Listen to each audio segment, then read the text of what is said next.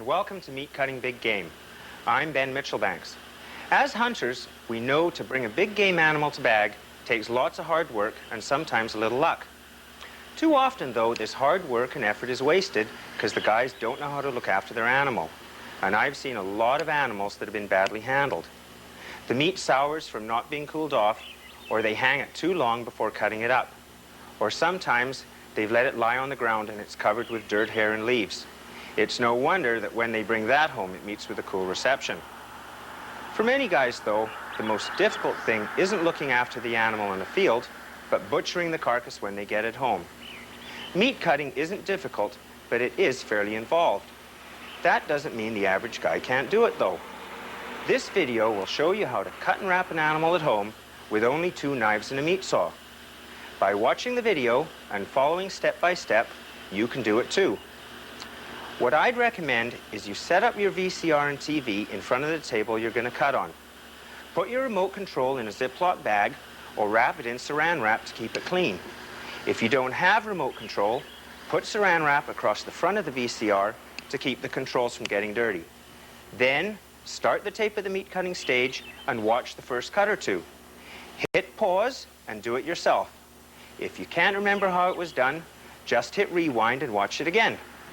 Okay then, let's join our meat cutter Ray at the cutting block, and he can give us a few important tips before showing us how it's done. Well, Ray, what have we got to cut today? Oh, we got a deer here, Ben. Got a moose. This is the deer, I guess? This is the deer, yep.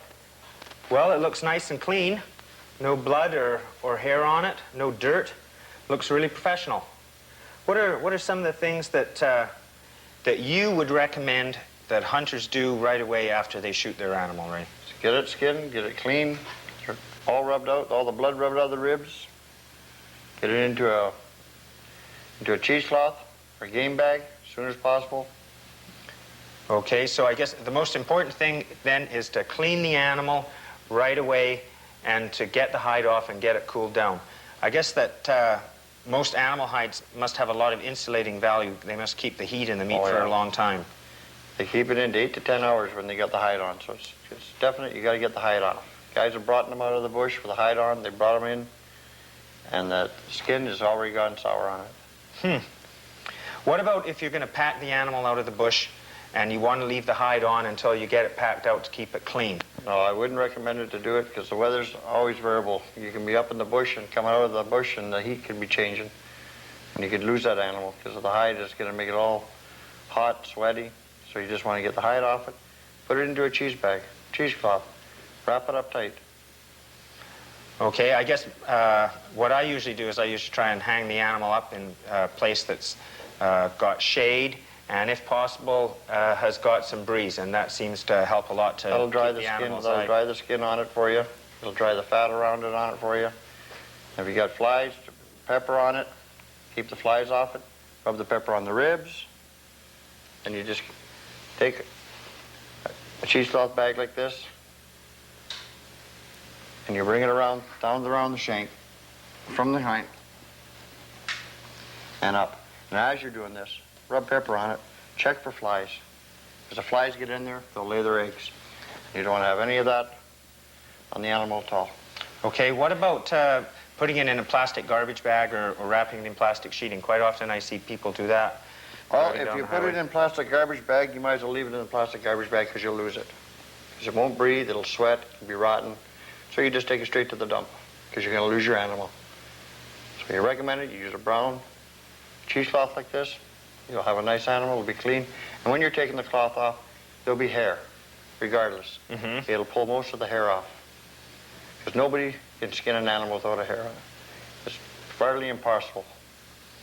Okay, and what about flies now? I know early in the season, especially before there's been a good frost, when you kill an animal, sometimes you've still got quite a large number of flies out, and if they blow or lay eggs on that meat, you can have real problems. What would you recommend that guys do in order to take care of that problem? That problem is back to the pepper. You use that pepper all the time. You get it on the inside, you rub it up in the crevices. You open the shank, you take it around, where the leg, the front quarters, rub it in there. And as you're putting the bag on, definitely just check. Take your time, get it on. You got hours to get it out, the brag on there if it's cool. Just get this on, and you'll be a lot pleased, more pleased with the animal when you get it out of the bush. Okay, I guess some of the places that a person should really check for when you're doing that is inside the flank, in here, or inside the tucks inside the shoulder here. Those are places that, if those flies are in there, they're places that you wouldn't notice unless you were to look for them. So check for that. Now, what about how should a person split this animal up when they've got it hanging? Well, you just get the saw you're using. It could be a meat saw. You can pick them up there. And you just start at the tail. Use 2 hooks. So they're on different things.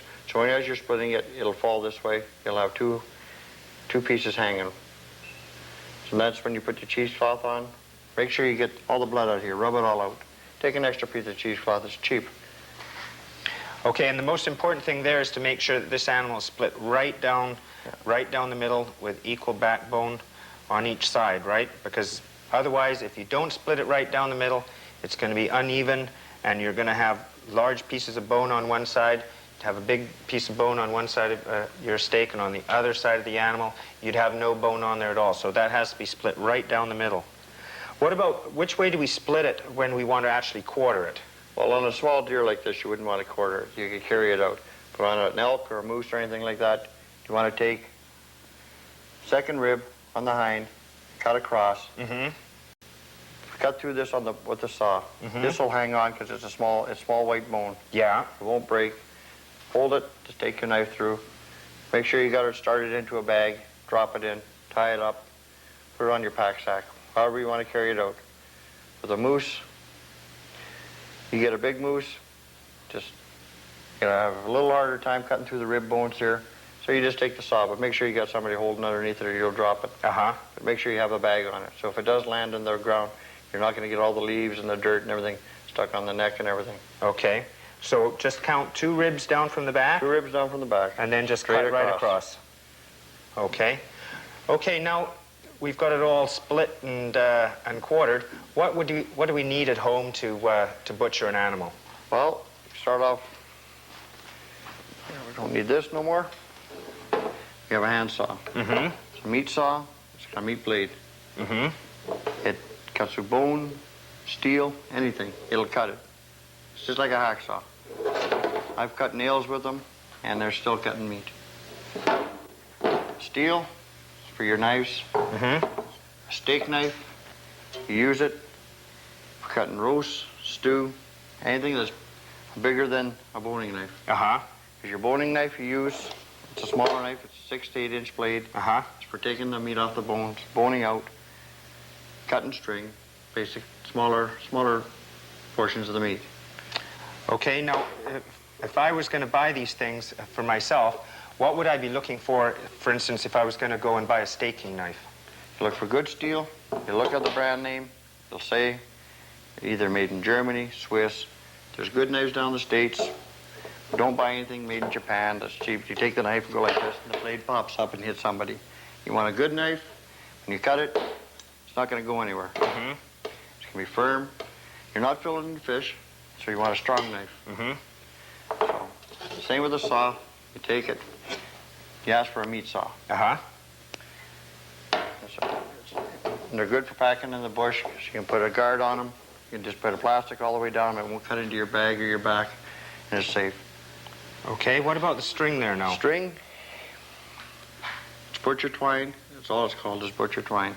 You don't want to get hay rope or anything. You want basically meat twine. It's strong. You won't break it unless you're, superhuman, eh? Superhuman. It's good. You can tie a rip on a roast and a pull. Okay, and the important thing about this is that there's no dyes or preservatives in it, I guess. You want something that's not going to affect any of your the meat that you're cooking. Won't bother anybody. If you really got nothing to do with the string, tie your wife up with it. She'll never get undone. She'll be there when you get home. She'll be there, and you'll never miss her. Rump roast. Okay. A lot of rump. So what else have we got then? We have sawdust. Before you start cutting meat, get sawdust on your wife's floor, or in the garage or in the basement. Just sprinkle a little on the floor. And This what's way, that for? you'll have grease, blood that will be picked up. If you try to do this without sawdust, you're going to be, oh, Jesus, I slipped on the fat. Meanwhile, your back's thrown out. Oh, yeah, So okay. you just want to have that there. It'll pick up all the grease, everything. You sweep it up all after. It's fine, it's gone.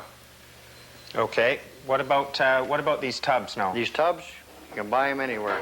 You can use your wife's baby's bathtub for putting meat in, as long as it's clean. But just a tub like this is for your hamburger trimmings. You get a garbage can. You buy them big Glad garbage bags, lawn bags. Throw your bones in. Okay. And what about paper? Paper, you go down to any grocery store and you ask them for freezer lock wrap. Somebody taped this up on me again. But it has to have wax on the inside. Oh, I see, yeah. Your meat is on the inside wax, always. If you don't wrap it on this side, it'll be no good. It'll be freezer burnt in a week. You buy masking tape, very cheap, basic. So all you need is a roll of masking tape, a felt pen. Gives you all your product right there. You can write on it, tape it, put it in the freezer. Okay. That's it. And for sharpening a few knives, we have a stone here. It's for your knife. You want to sharpen your knife. Before you start, if you buy a new knife, you still go home and you sharpen it. Because a new knife, when it's bought, they have a factory edge on it. And it's usually one way or the other. So what you're doing is, you're taking the knife. We'll move this out of here. It's just take a wet cloth. Just put it out, put it down. But you don't want the edges over like this. You want it so it's safe. It's clear like this. So your knife is not going to catch it and pull it and you end up cutting your fingers off. Okay. You got to buy a can of 3-in-1 oil anywhere. And it helps if you pull the top off. These safety catches nowadays, they never had them 20 years ago. Oil it up. Oil it up. It's not that I haven't sharpened a knife in 20 years, it's just that. Okay. Careful you don't cut yourself now. Take your knife, use a big one, it's got a little bit more. Here, we'll move this here. You take it, you start at one end. You bring it all the way down on a 45-degree angle. Right from the tip, right to the very end of the blade. Right to the end of the blade. You turn it over, you do the same thing. Okay. But the thing is not to go like this and sharpen your knife because you'll fall off. You're going to hurt somebody. If your wife's watching, forget it, she's going to lose it. So you just be very careful with it. Same with the boning knife. You just like this. Okay, so the thing is to be consistent, keep the angle the same on every stroke. When you steel your knife, you have the same angle. Right. Because your steel is not a stone. All it does is home the blade on the knife, keeps the edge on it for you. So when you're steeling a knife, it's the same thing. 1, 2. And that's the same angle too, That's is it? the same angle, so your knife is sharp. But to do this, I wouldn't steal a knife unless you've done it before. Some people, they can do it like this. This way they're not going to cut themselves. You can see the angle. If you're a little, thing is... What about wearing a glove now? I'm looking for it here. We just... An old glove. Yeah. You can buy a good glove, a leather glove. If you like, you can buy ones that are made out of stainless steel. They're wire mesh. Thing is, you want to practice. You want to learn how to steel a knife. It's important because you'll have bigger wrists than the moose by the time you're finished cutting. Oh, yeah, okay. So what you want to do, because you don't want to cut with a dull knife. It's more work. You're there for hours. The thing is, when you got it, you got a glove. Oh, you can go like this and hit, and you're not going to hurt yourself. So you practice with a glove. Keep on practicing till you got it down pat, and you can look around. Geez, I'm getting good at this. But as soon as you take your glove off, whack. You be nice. You try it slow. You don't go, oh, geez. You got to go back to the glove. Meanwhile, you need stitches. So you don't want to do that. You practice with this glove. Learn how to steel your knife. Then you're good at it. Keep the glove by your side because you may need it. Okay, so basically, just to recap then, the important thing is, as soon as you kill that animal, to clean it. Field dress it, take the hide off it, get it cooled down as fast as you can. Hang it up in a spot with shade or breeze if at all possible, and protect it with cheesecloth and black pepper. And that will guarantee that when you bring your animal in to get it cut, it'll be in the best possible condition that you could get it in. Well, we got the moose here now, Ray. Yeah, this is the front of moose, Ben. It's pretty good shape. It's nice and clean. Not too much hair on it. It was out of a cheesecloth too. So we're basically gonna break this down. So they know how to break it down here. Get it all broken down. First things, automatically take the jewelry off your hands if you've got any on you, because you'll get it caught on the bones. And moose bones are very brittle. I'll take that. If you get a bone underneath your ring, it'll go right through your finger and you'll be in a lot of pain. And you get infection very quick from wild meat. Okay, I see this looks quite a bit darker than the deer we've got hanging here. Yeah, well, the deer has a fat texture on it. Now you come over to the deer, you see it's got fat cover. It's been eaten. It grazes more than a moose. A moose eats leaves, stuff like this, bark. For a deer, eats a lot of grass, gets a nice fat cover. For a moose, it's nice, it's dark, there's no fat cover on it. So the thing is, you don't age a moose. You get it out of the bush, if it's 3 or 4 days old, the sooner you get it cut up, put in the freezer, the better it is. If you don't, you're gonna be taking a knife and you're gonna be cutting 1 inch, 2 inches of this stuff off and everything, and you're throwing it in the garbage. You've walked too many miles with this animal, you've hunted, your wife's pissed off at you, you just wanna get it done. So, thing is, get it out, get it in the cooler, have somebody cut it up for you, or do it yourself. This is what basically going to teach you here. Okay. So what are we going to do to start with? Well, we're going to take the brisket off with the shank here. Uh-huh. So we're going to take what we're going to do is we'll take the knife, we'll mark it down right here, and you take it right from the brisket where the rib bones are. It's only over about 6 inches, 7 inches, all depends how big the animal is. You'll see that there's a knuckle right here. So what you want to do is bring it down. Feel that? You can feel that knuckle, it's right there, there's a big knuckle there. You feel the joint there? Yeah, okay. Okay. There's So a what you joint want to there. do is, this front's a little off here, but that's, when you're coming through, you bring your knife through, cut it right down through. You knife it, it takes a little bit of the bone dust off it this way. You turn your animal.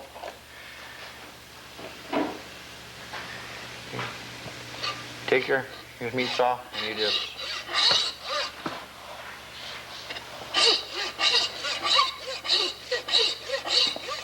very even strokes. You don't go, because you'll be there all day. You'll have a sore arm, you'll end up with muscles like Arnold Schwarzenegger.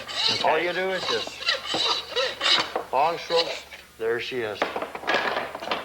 You take it, lift it a bit, cut through. This shank should just come right off. Okay. That's the shank. What we'll do with this, put it over to the side. We'll bone it out for later. So Okay, now, out of this shank, this would be stew meat and basically hamburger, bit of stew, because it's pretty gristly up in here. Yeah. Basically, you don't want to use this because that's a muscle. A lot of it's good tendon, for making sausage, excellent hamburger. It's great for that. You have the brisket left on here now. So what you do is, you never got the knife through here, so you take it through. You bring the front a little closer to your body so you don't have to reach so far. Grab the rib. There's one. There's two. And you just follow that line that you've made. Bring it up. And there it is. You'll hit the white soft bones. It's through.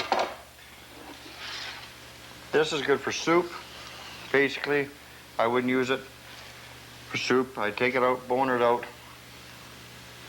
and hamburger meat or sausages, whatever you prefer to have made out of it. Okay. So that's all. This is all burger stuff then. That's burger stuff. It's right off the shank and the brisket. You want to bring the animal so it's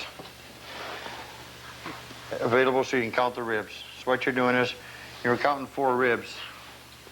from the front shoulder, from the neck. You're counting 1, 2, 3, 4. You can feel them. If you're not sure, take the animal, pick it up, look at it. You count them. 1, 2, 3, 4. Put your finger there. Basically mark it. You lay it back down. Bring your knife right through. There's a blade bone there. You cut it right there. You take your knife, your saw again. You just break the blade bone. That's all you have to really do. Okay, now what we're doing here is we're separating the prime rib from the chuck. From the chuck. So you're taking your prime rib here. It's there. You take your knife again. Follow that rib.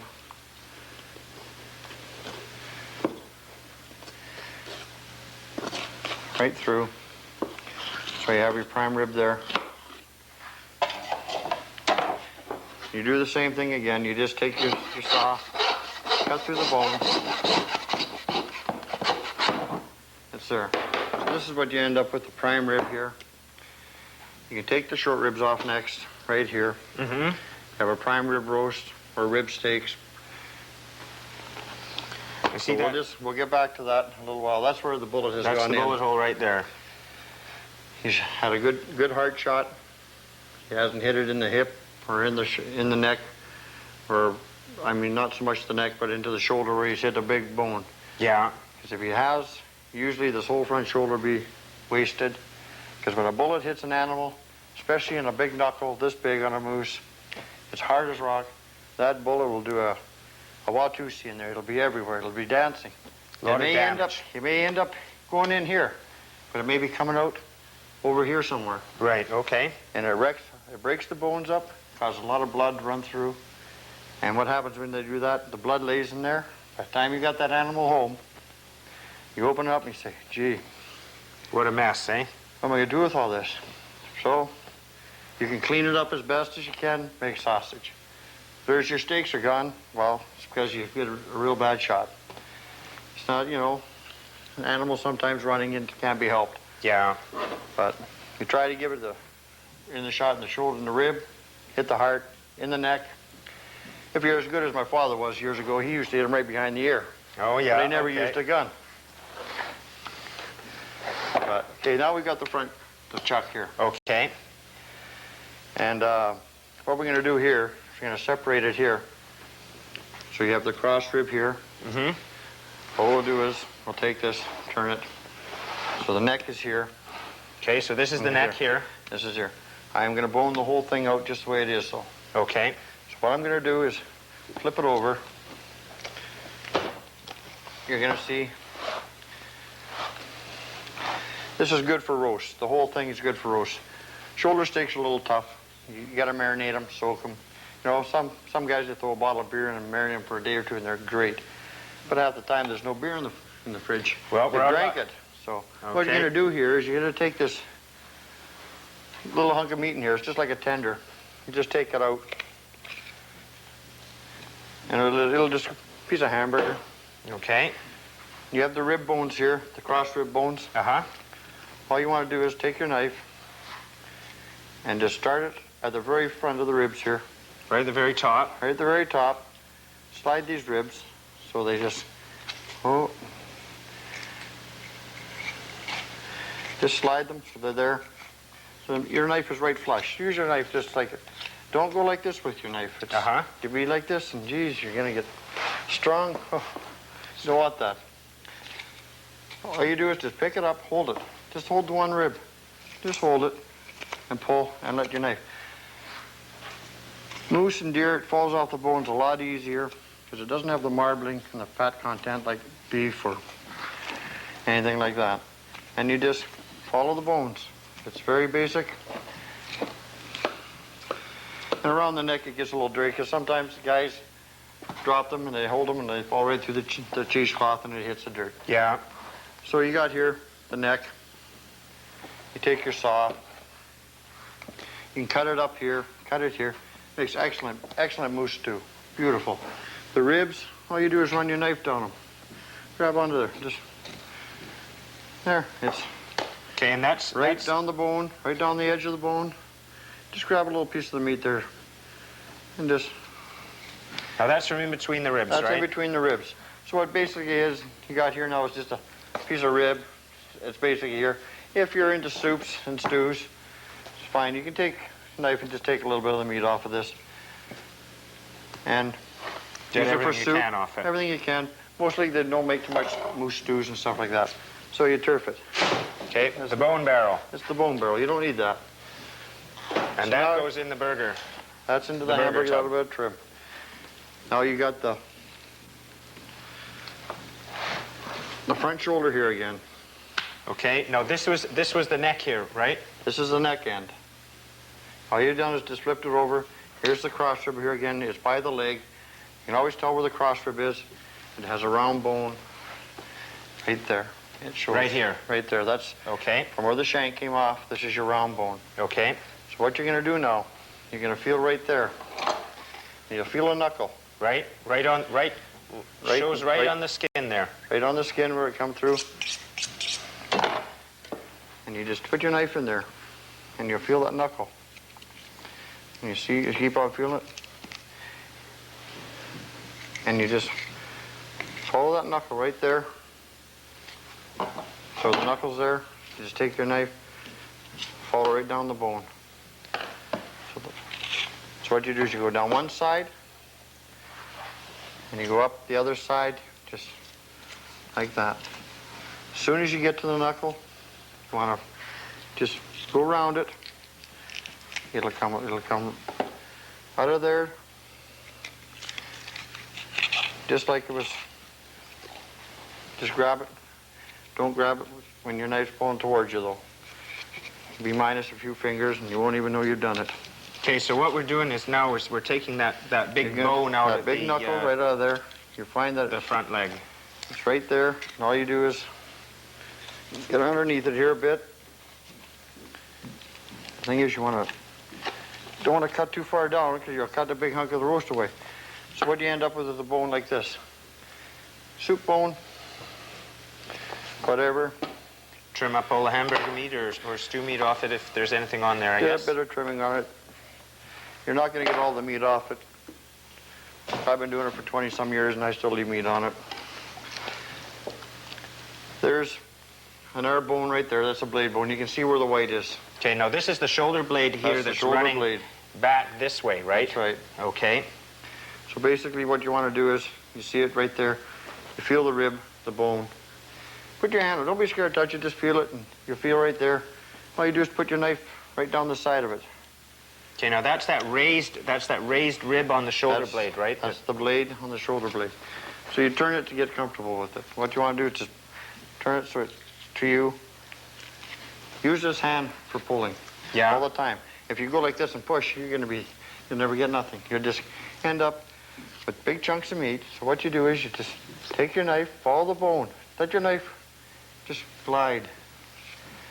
Let your fingers do the walking, eh? There you go. Just don't let them walk too far. So there there's half of that blade bone. Okay, this is the edge of the shoulder blade that right here, right? Yeah, that's as far as you go. But you don't want to go way down deep because you'll end up having a big chunk that's no good for stew or hamburger. So what you do is the same thing here. There's the bone. It sticks out about 2 inches. You take your knife, and you basically do the same thing. Just let the knife slide right along the edge of the bone. So you got it like that, like that. And then what you do is pick the bone up like this. Don't start up here, because you'll slip off and there you go. Uh-huh. There you There go. go the fingers, Start eh? back here. Just take your knife, start back here, till you can get a piece of that bone. And all you do is, there, it just lays there for you. Just take your knife.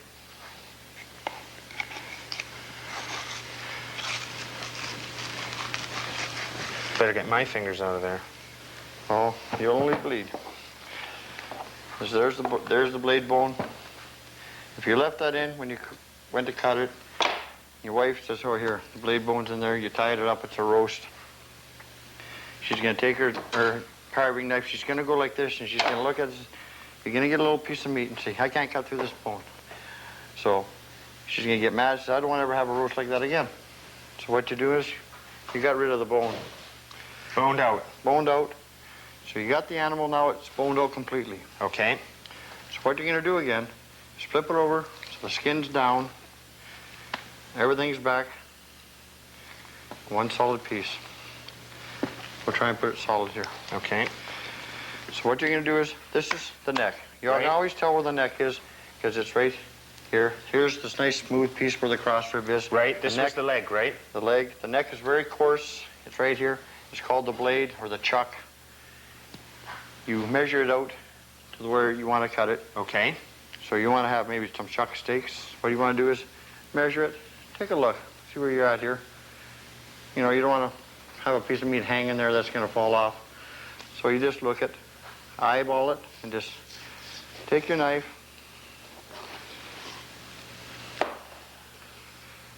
cut through. And separate that. This here ends up beautiful blade roast. And all you do is just have to tie it up and end up beautiful blade roast. Okay, is this is the chuck here That's then? the chuck with the blade removed, and the neck bones are all gone off it now. So now it's a nice piece of roast. Okay, and you could steak that as well, is that right? If you want to steak it, it's a steak that's not very tender. It's not like your T-bone or your Yeah. sirloin or anything like that. It's best to pot roast it, put it in a pot roast. This way you can cook it at 325 degrees for 7 hours and it'll be nice. But, Or marinate it, I guess, Marinate if it, you if can you're marinate gonna it. Do it as a But steak. you're going to find... Okay, we'll just leave, we don't need this right here at the time. Okay. See, this is where the bullet has entered, and he's cleaned most of it away. So what you want to do is just take a little bit of this excess blood off it. You don't want that on your roast. Same with this here, just a little bit down here. You don't want that on your roast. Okay, this is the wastage that we're seeing here. This is the way because of the bullet has shot a bit and gone up into the bit of the shoulder, Right. but not very much. A lot of times that they do it, this whole piece is thrown in the garbage. Right. And- No, I guess that what you're cutting off here is something that most hunters don't see when they take their animal in to get it cut. No. And sometimes there's a lot of damage, and that's maybe why they don't get as much meat lot of back hunters, as they what don't- they they maybe don't- thought that they should. Yeah, they come back, they go to the butcher, and he says to him, well, I was shot up pretty bad. Well, it's his word against the other guy's word, and he's going to say, well, gee, I brought in 400 pounds of moose, and I got 4 boxes back. And they're small boxes, egg boxes. Well, they got to realize there's a lot of bone on an animal. Yeah. The big ribs, they take up a lot of room when you're carrying it out. And so what you do here is you got the cross rib. We have it, so there's a nice face meat. It's there, beautiful, you know. Just looks like a nice sirloin tip, but it's Yeah. from the front shoulder. It's just excellent. So what you're going to do here is there's a seam, just where you have boned it out, and you just take it all the way down. So this is here.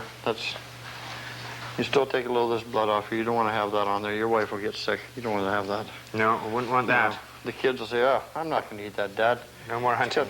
You know? So you just trim that off. It's there, it's gone. So then you have this here. So what we're going to do is here, we're going to just trim a little of this off here. Now, both these pieces are cross rib, right? This is a part of the cross rib. It's a little bit more into the shoulder of the chuck, but it's, because you got they call it a round bone. Yeah. That's where the shoulder is. You can't put this into a roast because it's all shank. Right. So you leave that there. We'll get back to that in Deal a with minute that here. later, okay? We'll get this here. Move that over there. Nice new aprons. They sure take a beating. But we got a rag here. A little bucket of water. It's cold, but it'll do. Just want to clean your hands. You get this meat, it cakes on your hands just like glue. Okay, so now you got your string. Okay, so now we're going to tie this into a roast. Is that what we're going to do? We're going to tie this into a roast. And this is... So what you're going to be basically doing, you put the meat down. You have the roast here. Okay. Now, to tie a butcher knot, it's fairly basic. you hold the string. If you're right-handed, you're holding your right hand the long string. If you're left-handed, it's the other way around. Okay. You hold the string two fingers on the left hand. You put the string from the right hand on the right hand to the left hand on the finger. You turn the finger over so there's a loophole here. Push it through like this. All you do is, there's your, it's tight. You can't get your finger underneath there. Go ahead. See? It's tight. You make a loop, just a loop like this in your hand, so that when you're cooking it, the string don't pop off. Okay. So you don't want to, you just can't just tie a knot and do that. So you do the same thing again. All it is bring the finger like this, turn the finger over, in like this, hang onto the string, hang onto the meat.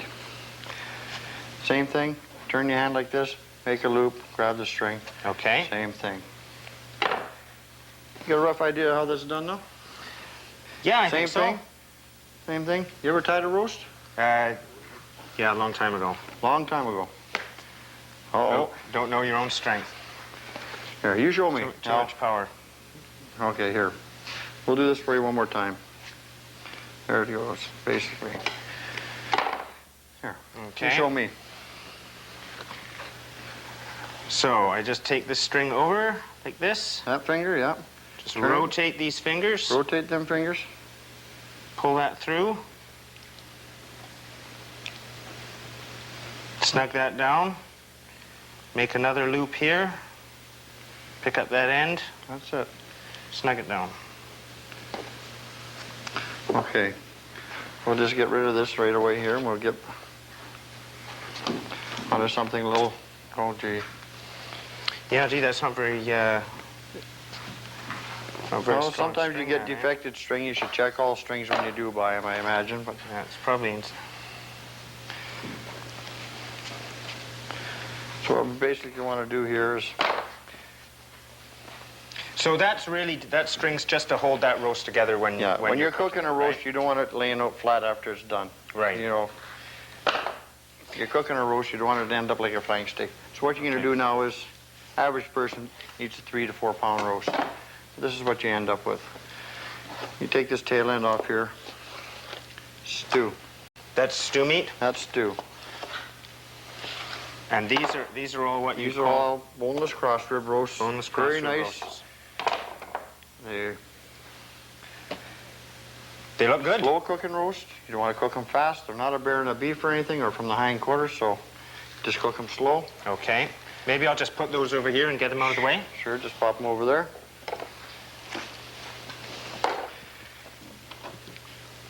And on the chuck, there's a chuck tender. Well, we've boned this out, so the chuck tender's over here. Okay. So you'll see this chuck tender. It looks like a beef tenderloin. In this case, it'd be a moose tenderloin, but it's not a moose tenderloin. That's hamburger. It's very nice. It looks beautiful. It's a nice piece. You could put it in the oven, roast it. Okay, this is a chuck tender. It's Chuck, off the chuck. It's a moose tender, A moose tender. Okay. but from the chuck. Okay. Okay. So what you do is there's a little muscle here. Just cut across here. Trim off the one end Trim off the one end. Hamburger. in the hamburger bucket. You see this here? It's excellent. You can put that in the roaster. Little vegetables around it. Lots of onions, whatever. There it is. Okay. Now, would that have to be tied, Ray, or No, or it's you one can solid piece of meat. It won't go anything. It's solid. Where this is tied, because I had to roll. This is rolled in. See, there's a Right. piece in here. It's rolled in. It's tied. For the chuck tender, it's there. It's going to stay there. Basically, with this, you do the same thing.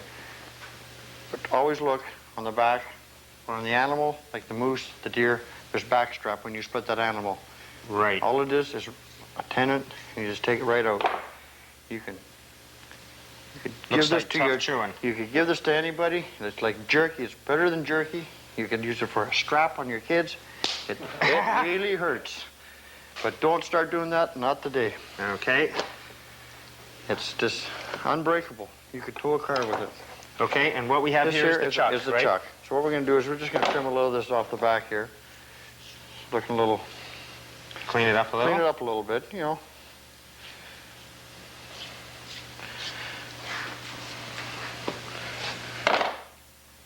And then down the neck area there, you'll find that sometimes you find a little bit of windpipe or something like that. Make sure you get it all.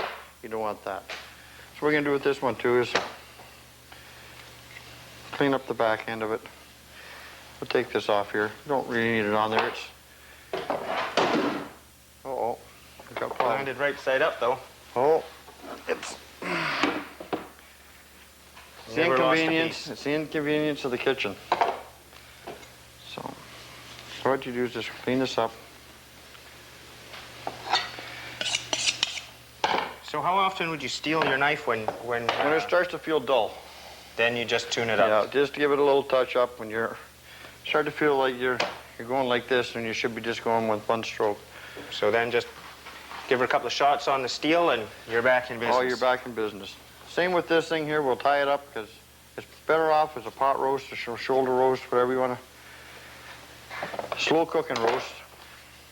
So you just want to tie it up, fingers in. There you go. Okay. It's just, Nothing to it, eh? it's, Yeah, I know when I was learning that knot, it took me probably 10 or 15 minutes to learn it. But once you do get the hang of it, you can practice on a log, a piece of wood, something like that to get the hang of it. get your There's wife to nothing put to her it. arm out. She'll enjoy it. And she gets smart, you put a little pressure on. Right at the wrist. Right at the wrist.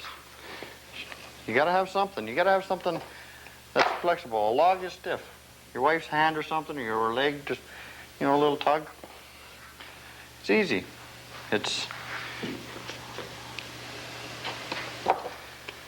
You can always get even. She's gonna be mad at you for being gone for a week hunting, lonely. So what you're gonna do is you're gonna... Trim up the end. Yeah, we use that for stew. That's a nice piece. You trim the neck off.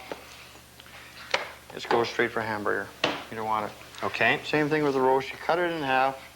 You got two nice, beautiful little roasts. Okay, so those are, these are our chuck roast And then. your chuck roast. These are our cross ribs, and this is our chuck tender. This here is what is left over from the neck area, and this and that. You take all this blood, stuff like this right out of it. You don't want it. I hit the floor again. So what we're gonna do, we're gonna put this in for hamburger. Okay. Or sausage, whatever it may be they want to have made out of it. So then you come back, you got a prime rib here. Well, what we're going to do with this, you can cut it into short ribs. Just take your saw, cut it into nice ribs. Yeah. Beautiful in the oven. A little barbecue sauce on them, they're great. So what we got here is the blade, the rib bone from the prime rib. Right, from when we... We're going to take that right off. Now, is that more of the back strap there? That's more of the back strap. It runs right down the back of the animal. So what you're going to do is, you're going to lift it up, just take your knife, off it comes. Trim it off. Garbage. In this case, you know, we already had shot it. The bone's there. There's not much meat on the bones. Right, okay. Okay, if it's an animal that had lots of meat on it, you can take the ribs off. So what we're going to do is, we're going to take the meat right from the prime rib, right off. So what you're going to do is you're going to feel where the bone is here. It's right there. Take your knife, just start it, and just slide your knife right down the bone. Okay, now this is one of the best roasts on the whole animal, right, Ray? A prime rib is really nice. It's got a little bit of fat and marbling through it. Well, not so much marbling, but it's got a little fat. It's not a real working muscle on an animal. Yeah. So these are ribs. Okay. They're pretty bad in here. So what we'll do with this, we'll just, now, Trim some of that off. you can trim some of that off, or we'll just leave it there for a minute. We'll trim some of this off here. That's hamburger. That's pretty good. So what we're going to do here now is we got the rib eye. It's just like a boneless rib steak. It's all boneless here. It's very basic. Now, I could tie this for a roast, or You could tie it for a roast. I could steak it as well. It makes excellent steaks because of what it is now. You just take your knife, hold that same steak there. It'll protect your fingers. And you just, right through. So what you're going to do now is you're going to have is. These nice steaks like this are going to be excellent. They're there. They're beautiful. Okay, and you could trim those up a little bit if You're really not much need to them because they're there. They're nice. They're beautiful. They look good. They're excellent. They're very tender. If you've ever gone to a restaurant and had a ribeye steak, this is what you're having right there. But in this case, it's moose, and they won't give it to you in the restaurant. Not supposed to, anyway. So there you go. You got these nice steaks out of it. It's there. Okay, so those are all ribeye steaks then. Yeah. So we'll clean this rib up a little bit. We'll just go through the bones here. We'll just, except for that one, we're gonna get around the bullet hole there. That's the bullet hole there. Just clean these ribs up a little bit. And that would all be burger again. This will go into all the stuff burger, between the or ribs. if you're gonna have some sausages made out of it, it's fine. It makes great sausages. So there you go. So you end up with a nice shell. It's this empty piece of bone. Yeah, I see. Which, there's really not much When meat by on the those time, ribs. no, and this is where you get a lot. There's a lot of bone on an animal, especially a wild animal. There's more bone than meat. You have that little piece there. It's just a piece of trimming, boning out. You just follow the blade bone right down. You just take your knife. Just makes a nice piece of stew. It's just basically, it's there. This is the top of his shoulder blade, That's right? the top of the end shoulder his blade there. And this is, what you do is the same thing as you just take your knife, go down. And you don't want to keep your knife out like this. You want to bring your knife in so it just runs. You want to hold your knife always against the bone. Yeah. Because if you start going out like this, you're going to be going, oh, geez, where's the bone? He's lost the bone now. The thing is, if you take the bone, feel it, put your knife, it's there, and it'll come off. Very Right. simple. And that way, I guess you get most of the meat that's lying there. That's you don't lying leave a lot there. of You're meat not on going to throw it away. In this case, that nice piece of stew meat, this here, just take a little of the trimming off. That's just the darker outside. I'll just throw this in the bone barrel. Same goes with this. You just take a little of that outside edge off. Like, clean it up a little bit. You want to have a real nice hamburger out of it. Throw that. And it just goes to hamburger. So this is your steaks here. Mm-hmm. Now we're back to this brisket. The brisket is very simple to bone out. You see, it's all bone here. Okay, this is the bottom of the rib cage That's here. the is bottom what of the we've rib got, right? cage, yeah. It's the brisket, they call it. So what you want to do is, you hold it, you just take it, and you take your knife.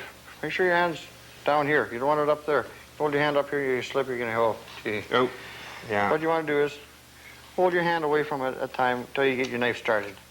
Now you can hold your hand there, you can go everything. You can't cut yourself. Yeah. It just won't. And you do the same thing, just take your knife, so your knife is coming up, it's hitting the bones. And you just take this bone and hold it. Okay, and this is all hamburger too, right? This is all hamburger. Now, on a bigger animal, could you,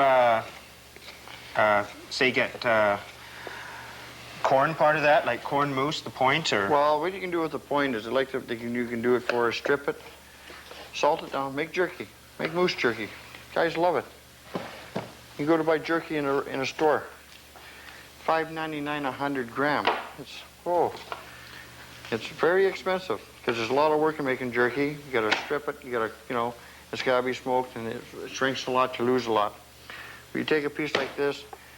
On a big moose, you'll have a point this big. It'll be this much wider and a lot thicker. Big piece of meat. Big.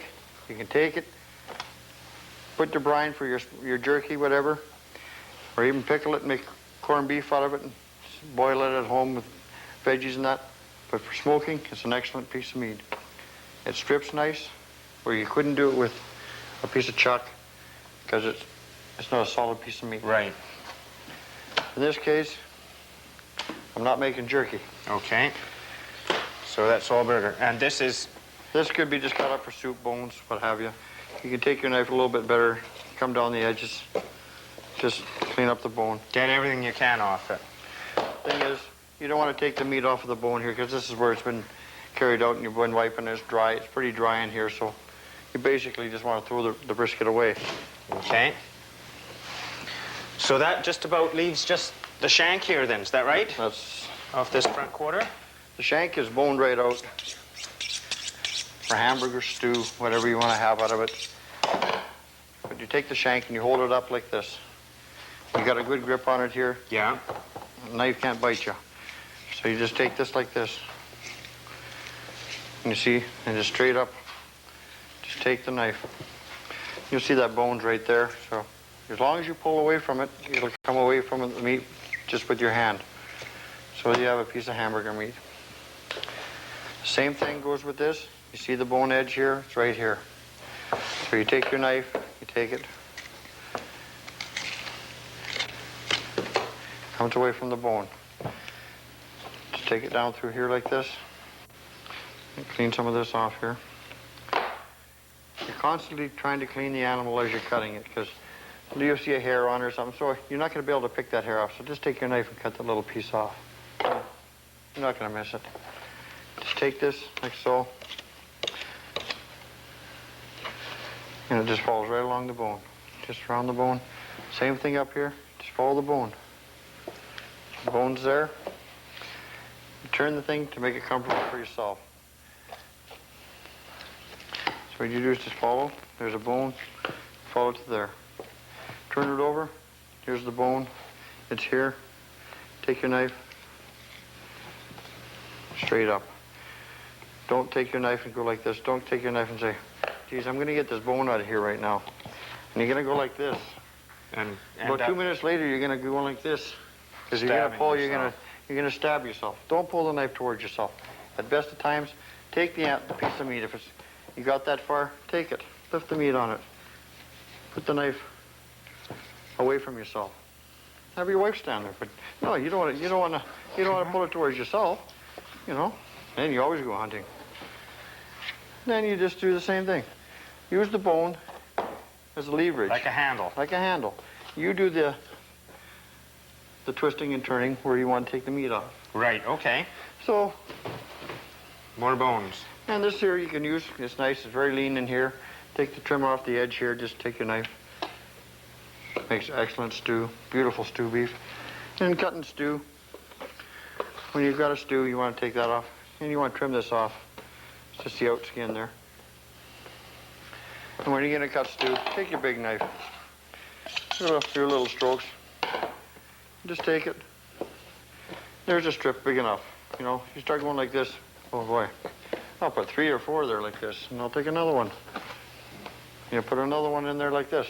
He's going to hang on to it, but look at this, what's going to happen? You're going to go like this, and it's going to slip. You're going to cut yourself. Cut yourself. Exactly. Take one piece. Take one piece at a time.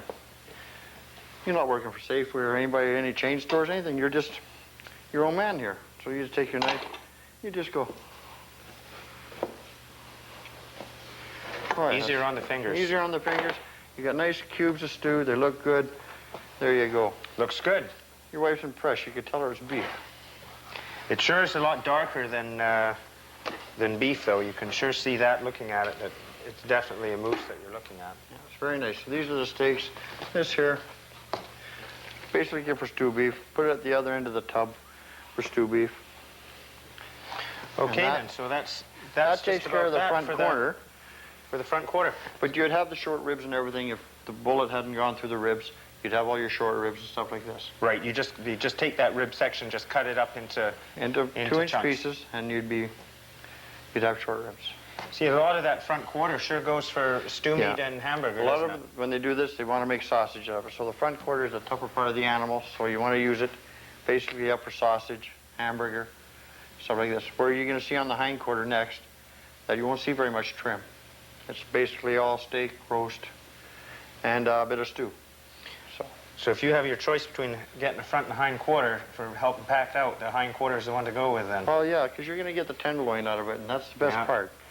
Sounds good. Usually the hunters, they take it out of the bush, though, and you get the animal at home, the tenderloin's missing. They have that and a few beers. Just take the tenderloin Gotta right out of the hind. celebrate. Sit down, have a fire, have the tenderloin and the liver, and a few little barley sandwiches, and boy, that's great.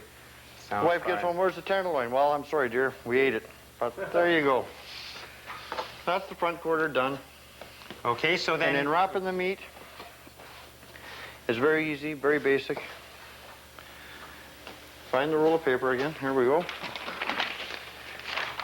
You can build a little stand, like put a dowel through it and have it on a stand so you can just take it off like this. Yeah. And this gets to be a pain sometimes because you're going to go roll the paper and all of a sudden you're going to cut the paper off and there it goes. It's gone. So you're chasing it all the way down the kitchen hall. You don't want to have that. So what you want to do is make a little stand, a couple 2x4s, with a dowel hole, put the dowel on, put it on. Then you just have to cut it across. Your roll's not going to take off on you again because it's stable there. This piece here is a little rubber's taped on. We won't use that. So what we'll do here is take a piece. Take a big enough piece that you're going to take a roast and you're going to wrap. Knives are not made for cutting paper. You should use another knife. Use your wife's knives. You were saying before that you usually lay one piece down on... One piece down where you've been cutting. So you take a piece like that, but you take your roast, you place it right here. We'll just take this out of here. Keep that piece down. Put this here. You put a piece down because it's very greasy, very oily. Right. And what is going to happen is when you wrap it, it's going to be all greasy. You won't be able to put the tape on, it won't stick. So you want it to be able to stick, so it goes in the freezer. When you go to grab a package, you go like this. Oh, geez. What we got here?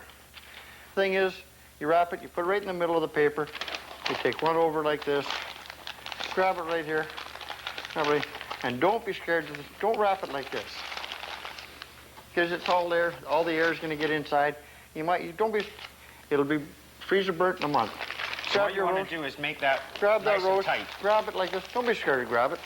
Grab it like you're grabbing onto something real tight, and there you go. And it's solid. It's no air in there. It's not going to go bad on you. It's going to be good. There you get a nice, solid, even wrapped piece of meat. Okay, and that should be labeled with what it is, What it is? the species, and... Well, we'll have to unwrap this again because I forgot what it is. That is a It chuck was a roast. blade roast. And it should have the date on it, too, so that you'll know how old the stuff is in your freezer and rotate it, but I'm sure you already know that. Well, if you're a good hunter, you'll have to date it. If you're a poor hunter, you probably get one a year, so you wouldn't worry Probably about it. remember. If you're like me, you never have to date it because you never get nothing. Okay, well, that makes it easier then. So this would be a blade roast, so you'd mark it blade roast, it'd go in the freezer. Okay. So the same thing would go with this. So I guess that what a guy could do is he could just cut these all up beforehand and Cut them beforehand. Give your wife something to do. have them all sitting there.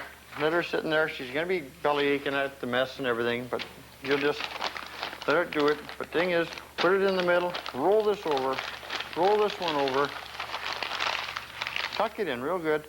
Get it nice and tight. And nice and tight. This. And it's a solid piece.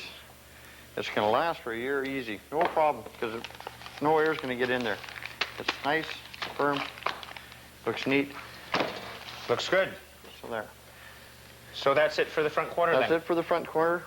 Okay, then, just to recap on the front shoulder, the key points for doing the front quarter are the boning out. So when you start on the round bone, just start working on the edge of the bone, get it in your hand so that you can hold on to it and use it as a handle. That way you'll be able to move that piece of meat around without cutting yourself. And don't saw at it, and you don't have to fight with it. Just gradually and easily move your knife along the bone, down to the end, around the knuckle, and you'll get it out. And the same with the shoulder blade.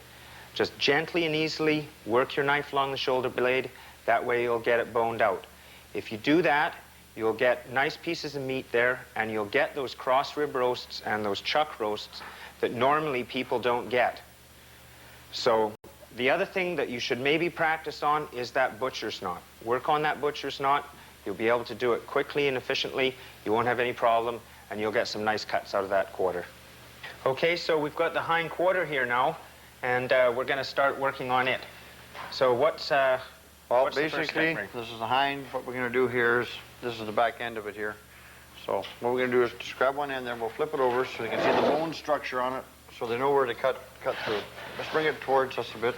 Okay. This here we're going to take off. So all I'm going to do here, this is the flank. So it's just hamburger trim in here. We're going to take it off. Uh-huh. Get it off. So it's here. We're going to cut through it here. What we're going to do here, that's fine where it is there. We're just going to take this knife, these ribs right here, and we're just going to... No, it's fine there. That's okay? Yeah, because when you grab them like that, what's going to happen is you're going to pinch like this, the saw blade's going to go. Okay. So what I'm going to do is here, just pick it up. It's through. We throw that over there. We'll bone this out a little later. Stew meat or hamburger, or? It's for hamburger. No stew in that. So now you got here is your loin of beef. Loin of moose. Loin of moose. Okay. Sorry about that. We're not rustlers, honest. We have a beef tenderloin here. We're going to make this animal boneless steaks all the way through. Okay. So what I'm going to do is here, you can see right here, you take where the tenderloin is, Okay. right against the bone. Just take your knife, just run it right down this bone here. That's all you have to do. You're not going to go any farther. So what you're going to do is just take it, and it's going to fall right out of there, actually, because it's the tenderloin. So come up at the H-bone, because the tenderloin comes right up to the H-bone. Okay, and what's This the is your H-bone? H-bone is right here. It's right here. It's the cavity in the animal. This is the cavity. Okay, this Like, is if the you take bottom the of the cavity, pelvis, then, is This what is the this bottom of the yeah. pelvis. This is the cavity. This is where you can tell what sex it was and everything. So what you're going to do is you come to the cavity here. There's a bone there. You just run your knife down, because you don't want to waste the tenderloin on this animal. It's a beautiful piece of meat. Sure is. You can have guests over. And if you like, and you really want to pull them, you can fool them. Say, you've heard of beef Wellington? You know, you take it and you make beef Wellington. You've heard of that? It's a nice dish. Tell them you got nice moose Wellington. You got enough there for two, because a moose tenderloin is a very big piece of tenderloin. Mm-hmm. Because it's a relaxed muscle. It doesn't use any power in its legs or nothing. It sits there. It's an idle piece of meat. It's like, they call it filet mignon. Yeah. There's other names for it. You know, they call it tender, butt tender, stuff like this. But it's good. So what you do is you just take it. It's got a little bit of skin on it. That just peels right It off. peels right off. All you do is just take it, pull it off, and you'll pull all that excess dry blood on the outside off of it, too. If it doesn't pull off, just use a knife to clean it off a bit there. It's there. Take it off like that. Trim up a little bit of blood on it. Put that in the hamburger, and there's there. So now you have the loin, the tenderloin's out. Okay. So what you want to do with it, if you want to serve it, leave it like that, and when you take it out of the freezer, it holds up a lot better. It's a nice piece of meat. It looks good. And if you want to be, all you have to do, slice it like that, about 1-inch steaks. It's beautiful, beautiful piece of beef tenderloin. Looks great. Moose tenderloin, I'm sorry, I'm back to the beef. Okay. Force of habit. Force the habit. Force of habit. You trim the ends off, put it in the hamburger. Okay. If you want to really make it nice, you can serve these, take a piece of bacon, wrap a piece of bacon right around it. Put a toothpick in it, put it under the broiler. Oh, beautiful. Now you got the loin here. So what you're going to do is, you come up to the H-bone. The H-bone is on an angle like this. Take 3 fingers. I take 2 on beef, but you take 3 fingers on moose. Take your saw and just measure it to the point right here. All you do is take it like this. Good long strokes, just so you get through the bone. That's all you want to do. You don't want to get way up into here with the saw, because you'll wreck this piece of tip here. It's going to hit the floor yet, but don't worry about it. So then all you do is take your knife, run it through. Mm-hmm. So now you got the loin. It's going to come off here. Now you basically see there's a seam right here. All you do is take your knife. There's a seam. It's easy. But you don't want to use a big steak knife for that, because you'll end up cutting some of the steak away. So you take your boning knife, pull it towards yourself. Here's a seam. Take it down right where you cut with the saw, where the bone was. Right level with this bone here. You can take it, and it's right there. Take that bone, right flush with it, right across. You have the sirloin and the loin right there. Okay, now if a person wanted that with the bone in, they could leave that You could leave tenderloin it in there? You could leave it in. You could take it with the tenderloin all back in it. Put it back together. Wrong side. There we go. Well, doesn't really fit back there, but it's a little, it's all back like that. So what you do with it like that, if you had it with the tenderloin in and you wanted to cut it, you flip it over. There's your loin of beef. It's nice, beautiful. You take your knife, go down, you knife it, eyeball it first, and get your knife cuts, but bring it right through, right down. Then you take your handsaw and you just cut through the bone and cut through the tenderloin. After you get basically down to the bone, and your tenderloins there, you cut through. But we're going to bone this out. Okay. For a simple reason. It's a lot nicer, a lot easier. A lot of people don't like the bone, and it's easier for them to cook. Okay, should I take that tenderloin over here? You can put that tenderloin over there. Okay. Get that out of the way. And what we're going to do here, so I'm going to take the sirloin butt off. It's an easier, very basic way of doing it. You take your knife and just kind of clean that off there a bit. Your knife will take it. It's tough. There's a vertebrae here and there's vertebrae here. Right. You take the second vertebrae, just put your knife there, mark it. So this is the pelvis here, pelvis bone, then one vertebrae, and then you make the cut. It's part of the pelvis bone. Most of your pelvis bone is back up in here. This is on the sirloin, but it's just the cap in here. Right. But what I'm going to do is you make that cut. Just have a good grip. Hang on to it. Just as the saw goes through the bone, you quit. Or you'll end up cutting the meat. Then you just take it, bring it to the edge of the block a bit. Just give yourself a little leverage room. You're going to find that when you take it off, that's the sirloins. This would be what you call the loin steaks. You call them loin steaks now because the tender's gone. If the tender was in, you'd call them moose T-bones. Okay. So what we're going to do is put the sirloin butt over here. It's nice big solid piece of meat. We'll get to that in a minute. So this is the rest of the loin that we're working with right here. This is the rest. This is what they call the short loin of the moose. Okay. What you do is the bone's right there. Take your knife. All you do, hold with this hand on here. Take your knife right down the bone. Just on one side, all the way down, and you'll hit the ribs. So then you take it. It's all like this. You got that away from the bone. All you do is take it down this side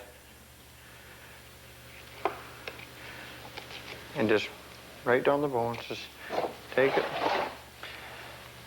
After a while, you get real good at this. You know, you can just take it, and you got it like that away from the bones.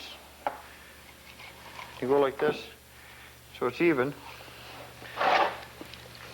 Just about pull it right off the bone. Just knife it. It'll come right off the bone. See, the thing is not to fight with it. No, you don't want to take it and rip it with your fingers so you got big holes in it and everything. All you want to do is nice, even flow. So it's right there, so the bones are there. So just pick it up. Pick it up, just there. You have a nice boneless loin, strip loin. It's boned out, there's no bones. A little bit of meat here. Put it aside for a minute. Take a few minutes after if you want to pick a little of the meat off, which there's not very much there, and clean it up. Okay. Yeah, I see it actually does look like there's a lot more meat on there than what there really is. Yeah. So then when you take this like this is it. You square this off, because that's just a piece of the flank that was left on due to my That's in the overcutting. burger pile. Now you just check the loin over. There's a little bit of dark skin here, a little bit of, sinew. You just take it off. Just square it off, face it. Is that piece of the back, is that still a piece of the back strap in there at all, Ray? Or? No, it's not the back strap. But if you like, you can take it right off. It's just a piece of the skin, but it's dried out because of the hanging of it, and being it's part of the skin. It's just dries up. It gets a little harder. Okay. Well, then you got it like this. You just take your loin. And you just take your knife, a nice moose steak, 3/4 to an inch. Just take it and just fold her out like this. You know, it looks good. Those are nice looking steaks. Boy, where's the mushrooms? And you just place it, and you just get them. So you want nice even flows with your knife. You don't want to go like this with your knife. Don't You saw want to go with it. like this because you're going to end up with a piece. It'll look like a rat banana. You just chew it away. You just want it one nice sweep. And a sharp knife. So then you just knife one slice, and they start to look. You get down to the wing end of the smaller end of the loin. So you want to just cut it a little bit thicker, because you're getting it a little smaller. So then you end up with a steak like this. Oh, those look great. And you just say, here, give me a market for these. You know, there you go. And all you do is you tell your buddies, these steaks are mine. You can't have them. We'll give you some of these ones. They're a little bit bigger. A little bigger. They're not as nice. Now you're all heart. So there's your loin steaks. We'll put them over there. Okay. This And one here is your sirloin butt.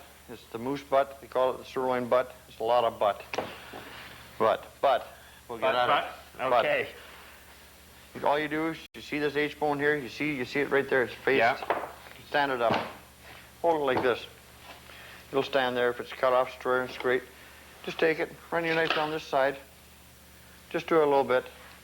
Just so you got it. And then just hold it like this. Just grab it so your hand's out of the way so you don't come over Right. and just right down. Hold it up. The meat will fall right off. It'll just fall right away from the bone. Then grab it here. Do the same thing. Just fall right away from the bone. Just hold it. There we go. Nice Just, and easy. just pull away. It'll just fall away from the bone. You just take it. This piece here, we'll put that there. A little bit of meat on here. Just trim it off. It's in between the joint there, where the pin bone and the sirloin start. So you just take your knife in there. In you go. You end up with just a big bone. That is Good dog bone. good dog bone. Cook it first. Don't give it to your animals like this. Please just cook them. Make sure they're cooked well. Don't give your dogs any raw bones like that. Okay, no. That was trim. That was trim. Sorry about that. So this is a boneless sirloin. Is that? Yeah. And here's a piece, another little piece of beef tenderloin. It just is on the sirloin butt. It's called the butt tender, really. And then what you do with this is boneless sirloin. It's a very nice piece of meat. Trim that piece off. It's nice and clean. There's where I showed you where you were going to knife it for the steaks. Right, if you wanted to use your meat Okay. saw and have it bone in. Have it bone in. So what we'll do is just square that off. I think I should start wearing my glove. Steel up the old knife. Okay, you just take where I put right there and hold it. See what happens now? It's pretty fresh, pretty sloppy. It's sloppy to cut fresh like that, so what you do is you go like this. So now when you cut down that knife side of your knife blade, don't cut against the blade this way, or you'll have a very bad cut. And when you take it out, the steak is nice and straight, because it is a little harder to cut. So you just put a wedge in there, eyeball it, cut it, take it out. There you go. Oh, those are beautiful Same looking thing, steaks. because when it's like this and you're going to cut like this, it's pretty, Moves all over. yeah, it doesn't have the fat to hold it still. So you're going to end up, you might cut your finger by slipping going like this. Right. So what you do is, you're going to cut them about 3/4 an inch, pop it in. Just don't hit it too hard to go through your wife's table. You'll be in No, trouble. That's right. You know, then just slice it down. Bring it out. There you go. You get down this end here, it's a little bit better.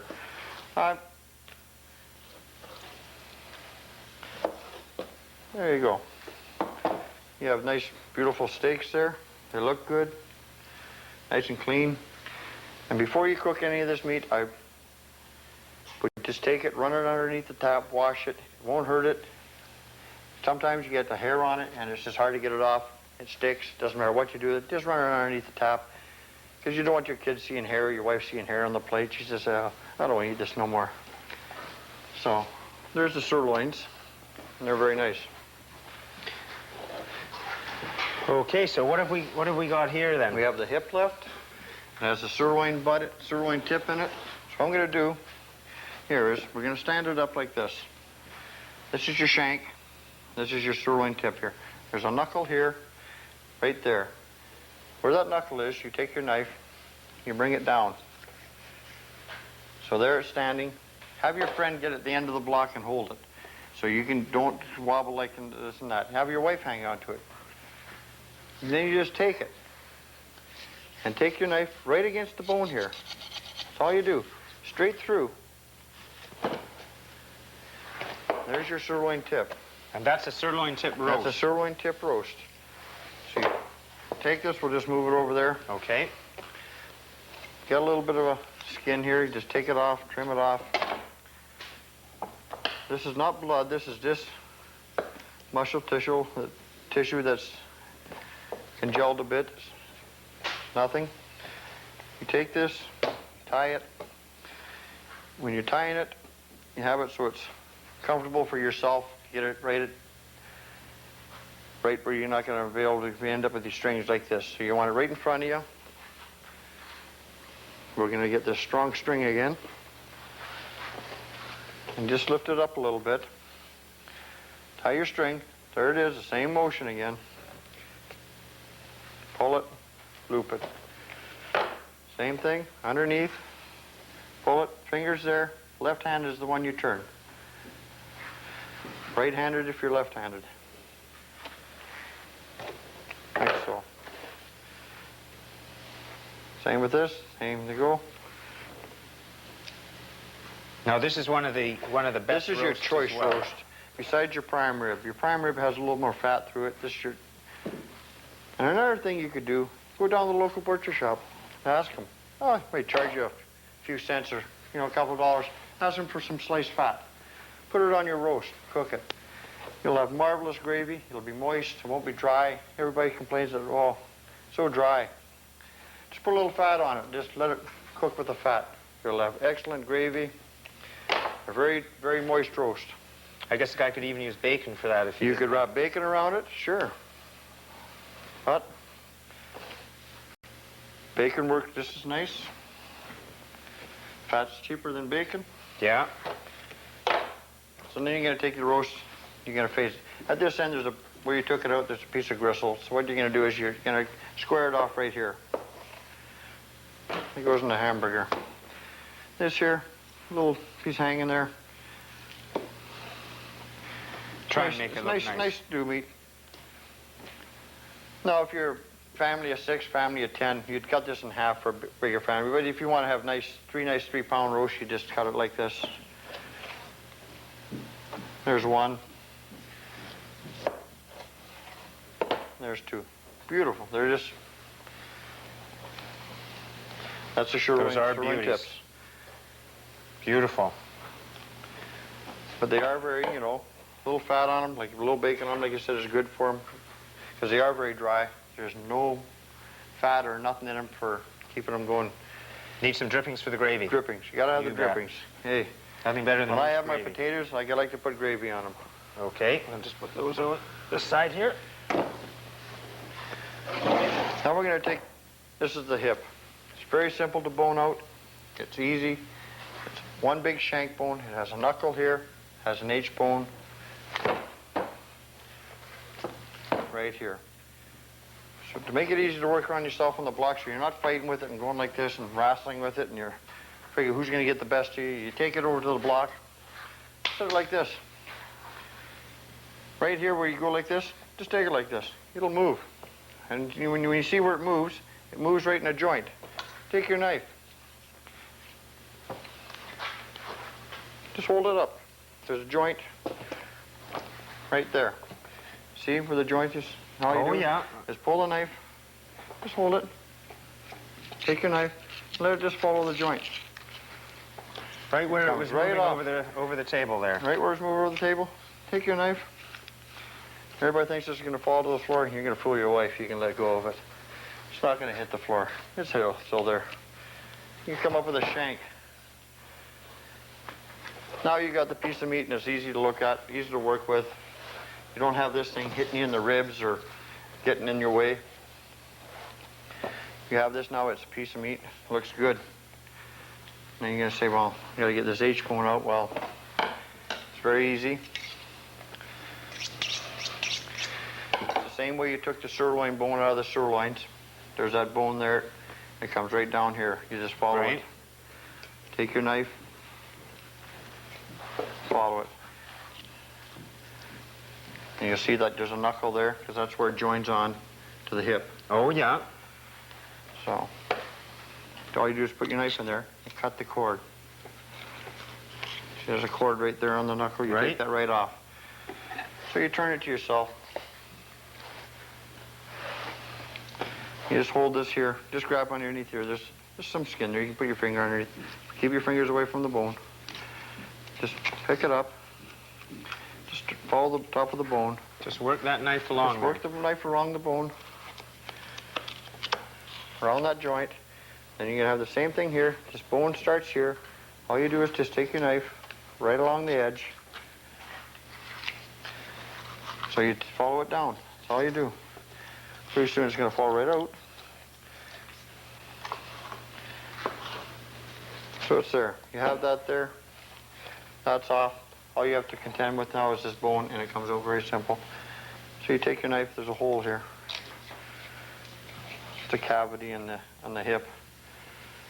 Just trim that right up. Trim that right off. Just hang on to it there like that then. Trim the meat off. See, there's not much on there. So, that's just a bone. You can, like I said, if you're into making soups and stuff like that, it's fine. While you have this here, there's the bone in it. It's a lot easier just to take the knife and take the top of this off here. It's just a little bit of black. Any little loose hairs on it, take it right off. And there's kind of like a muscle on top there. It's like a tissue, a gland. It's just gristle. Oh, yeah. Take it right off, face it off. Now, this is the top round that we're looking at. This is the top. Here. This is the top. So what we're going to do here now is just take this up like this. You hold it like this. Take your knife just along the bone. Don't go deep. Just take it along the tip of your knife around the bone. Just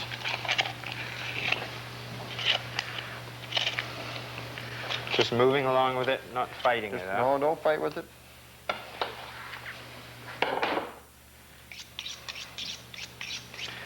Your hands will always get slippery when you're working on the hip, because it's very moist. Make sure they're nice and dry, a little bit drier than. So what you do is you got down one side there. So you get down there, you do the same thing on this side. So take it like this. Okay. Just bring your knife down. Just so it starts it. And then pull the knife away from yourself. So you free up one side of it, and then you go to the other meat up one side. side. Pretty soon you'll be able to, in a minute you're going to be able to grab the bone. So what you do is you just come around this knuckle. Take your knife from this side, come around the knuckle. Then you can grab the knuckle right here. It's loose. Just grab it and pick it, hold on to it. Gives you something to hang on to. Give you something to hang on to. Just. The meat won't move itself. You're going to have to move it. So you just take it, hang on to it. Just take your knife along the bone. Don't go way out here and figure you're going to get the bone out back there. Just take your knife, follow along the bone. There it is, it's out. It's very easy to take out. So then you have. Okay, what have we got here then? This is your boneless hip. Okay.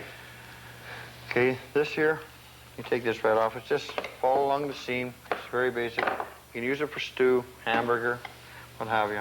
Okay, now this is where we've got our, what we call in beef, top, bottom rounds and eye of round, eye right? of round. But what you do is you just Excellent stew beef or hamburger.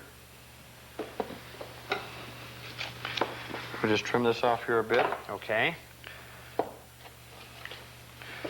That's part of the bone on the hip. Still there. So what you got now is a boneless hip. So what you're gonna do now is you're gonna pick it up and just, so it's this way. The skin's down this way, the skin's down that way, this is the outside. All you're gonna do is go like this. Take your knife. And you'll see that it'll just open, you just follow the seam. It'll come right apart.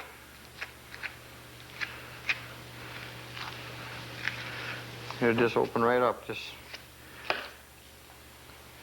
there's no fat in there, anything like that to distract you. If it was beef, you'd wonder because the fat there'd be a big chunk of clawed fat in there and everything. This way now you got your top. Beautiful for staking. That's the top. That's top round. That's the top round. Then you have this piece here. It's on the bottom round. It would look like this. Mm-hmm. This is how it would have been. It would have had this, like this, and this would have been like this. That was your hip. Okay. But it's all seamed out. Okay. The seam is very easy to follow. This here, this is the heel. So what you do is you just follow the seam again. It's off. Okay. That's the heel of You can round. use it for stew or a mince, something like that. It's great. Can't get any roast or steaks out of that? Not really. It's not the best cut. It's got gristle through it, sinew. It's more like good for soup, stew. Okay, what are you trimming off there now? Just a bit of blood. You know, you want to keep that off. You don't want to have that wrapped up in your freezer, blood like that. Keep it looking nice and clean and this appetizing. here we'd use. They call this a silver. It's right on all the animals. It's very chewy. You cannot chew it. It's bubble gum was more chewable. You can't break it. You can't do anything. It's gristle that's really, really tough. But you don't want to leave the meat on it, so you take the gristle off. Just hold your knife, pull the gristle. Just hold your knife there again. Get every scrap off there. You don't want to waste it. You've worked hard for this animal, and you throw that away. This here you can tie up as a roast. It's beautiful. Okay, now in a beef, that would be baron of beef. Is that what that would be? Baron of beef. This would be more the baron of beef. This is what they call the outside round. It's a baron too, in a sense, but when somebody goes to the store and wants a baron of beef, they're always looking for the top round. The top round, which is very nice. But we're going to steak this one. Okay. It makes beautiful steaks. This is a lot firmer. You don't have to stick your knife in it. If you want to, and you figure you're going to be a little bit, it's to your benefit if you do. It doesn't benefit your wife's table, but it's beneficial. Well, those are nice looking steaks too. And you just take this like this. And if you feel it's uncomfortable for you that way, turn it over. Trim this off.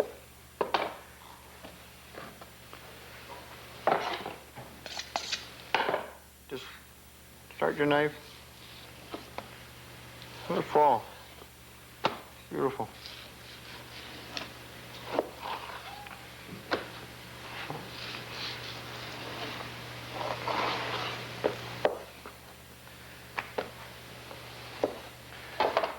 If you like to take the end, you can put a few strings on it. Basically, same thing again. You can use some beef fat on it for a roast.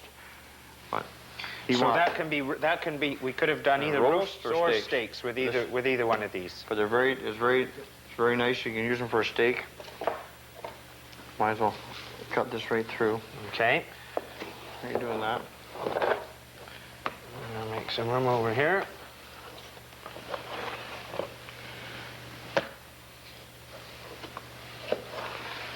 Put your finger right there and measure that one there. See where that thumb is? Yeah.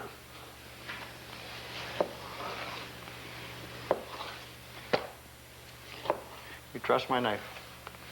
I'd better. Still got 10 fingers. There you go. That'd be stew hamburger. Okay. This one here, tie it into a roast if you like, or same thing, basically steaks. Okay. You wanted steaks, however. And this is the This is the bottom. the bottom round. That's basically, you can just tie that up. You want me to tie this one up for you? Or stake it. I guess we can either tie it or stake it. It doesn't matter. You've got your choice there. The stakes are just as nice. Now, this is the eye right here. This is the eye, but I'm going to leave it on because it's not a very big animal. Okay. You get a big moose, you take an eye out, it's like this, and it's a beautiful roast. Put it in the oven, just one solid piece.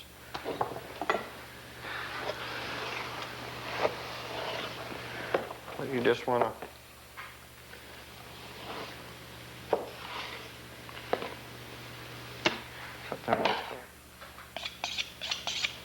So this is all steaks as well. All steaks. A lot of steaks off this hind quarter. Hind quarter, you get all your good steaks, nice steaks. On the front shoulders, you're basically better off to have roasts.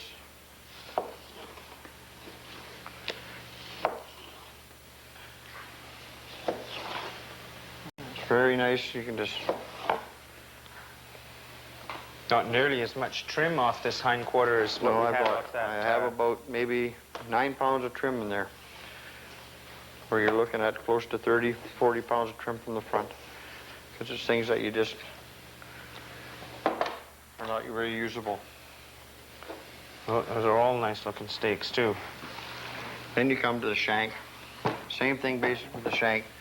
You start the shank where the bone is. You look for the face of the bone, it's right here. You look for it. You start your knife here. Now this is another piece of stew meat This hamburger. is stew meat or hamburger. The thing is, it's better off for hamburger. So you got the bone, it's followed here. You follow the bone. It'll peel right off. It's like peeling a banana. Yeah. But with a blade.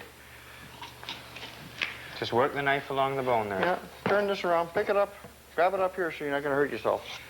Just take your knife, take it off, take your knife right around, trigger.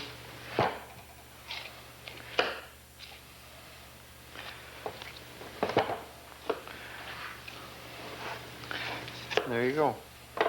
You have a bone that's finished. There's the meat off it. It's very basic, very simple. Hamburger. Hamburger. That is how a hind should look. You have the flank left here. It's boning. It's just a rib.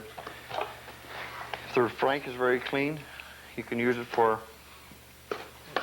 ribs in the oven. Throw it in the oven like that. Throw some sauce on it, salt and pepper and garlic. Oh, great.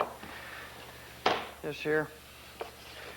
Trim around the edges because that's where it's been hanging around the loin. So what you do is just trim some of the blood off here. Just only a bit. It's a nice piece of meat, good for hamburger. That's it. But if you just ribs here, excellent in the oven just like that. Yeah. Looks a hunter good. likes to get a rack of ribs at home and he likes to take them home and says, geez, I feel good. I can really chew on my ribs. You know. Looks good. So that concludes your hind there. So what would you think of the things that are probably the trickiest doing that hind quarter? Trickiest thing doing is boning out the H-bone, taking the H-bone out of the hip and the sirloin butt. The rest is very basic. You take your knife down, along the bone, around the bone. Seam in the hip, all you have to do is turn it on its back, open it up, and your knife, just lightly. Don't take your knife and go, that's in half now, I got it, no problem. You want to just take it, open it up nice, take a little time. You got lots of time to do it. If you just want it to be like that, oh, you can just take a saw, take a power saw, cut it in 4 pieces, and you're with the bone in, if that's the way you want to be. But you want it to look good, you want to eat good, you want to enjoy it, take your time, open the hip up. It takes you a few minutes to do it.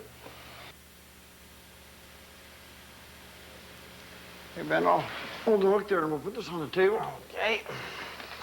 And we'll lay her down here. Basically.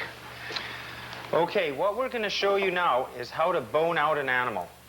A lot of the time, when you get an animal out in the bush, you don't want to pack out the whole front and hind quarters because there's so much bone in there.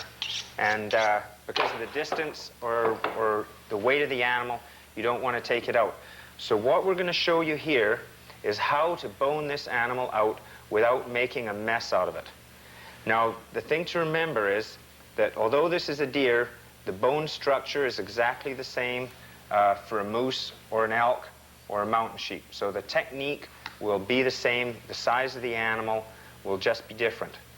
Now, one other thing that we're going to do a little differently here is the fellow that owns this deer wants his loins cut with the bone in. So he'll have his T-bones with the bone in. Now, you may like to do this yourself.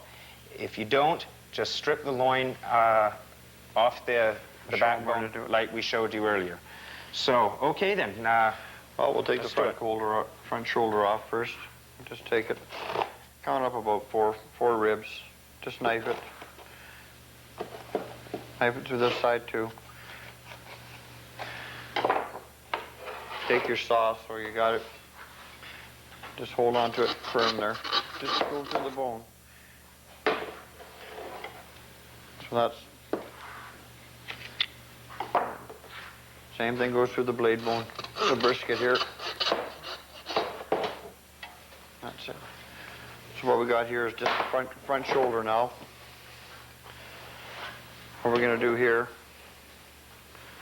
set that there. We'll turn this around a bit. You don't throw a moose around like that, though. Not most of them, anyways. So what you're doing in there, you want to take the hip off now so you can bone that. What you do is just knife it, mark your mark. So it's, like I said, 3 fingers over. That's where the loin is, where the H-bone is. The same angle this H-bone goes. The H-bone goes like this. That's where the bone is flush. Mark your fingers. My fingers are big. I use 2 fingers, but most people use 3 fingers, and you got it just right. Put the saw. Nice even strokes. Off it comes. We have the hip here. Now you have your loin here. It's very basic. You're going to take it off about there. You don't want big ribs on your steak, so you take it off right about here. So. Now, if you didn't want the bone in, you wouldn't have done this. You just flip this over. Flip this over. Leave the ribs on. Basically, just the whole thing like this. Leave the ribs there. You take your knife. You start it here. You run it all the way down the bone here. Same thing, all the way down. And just follow the ribs. Lift the ribs, meat away from the ribs. It comes very easy away. Just lift it, follow it. Take this whole piece, come right out. Very basic, very simple. Just by lifting it and pulling it.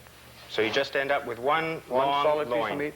And what you can do after you get that, take it, roll it up in cheesecloth, take it out of the bush, get it home as soon as possible. And it's easier to carry. You're not going to bust your back. So this one here, what we're going to do here is just take it off here. Gentleman wants his loin. If you like your steaks with the bone in, then this is what you do too.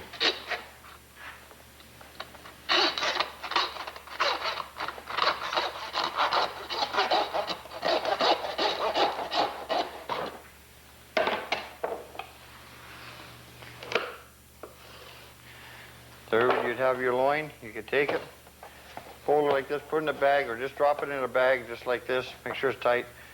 Strap it on one arm. It's easy to carry out. Your ribs. If you want the ribs, cut them again. Basically, either for hamburger or put them in the oven, bake them. They're nice. We're going to bone this animal out, so all you do is hold the meat up. Follow the bones.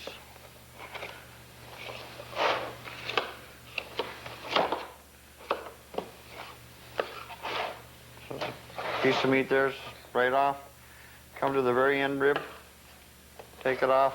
A little bit of meat on the inside here. Run your knife right along the ribs. Now if you want to take the meat between here, just run your knife down the bones.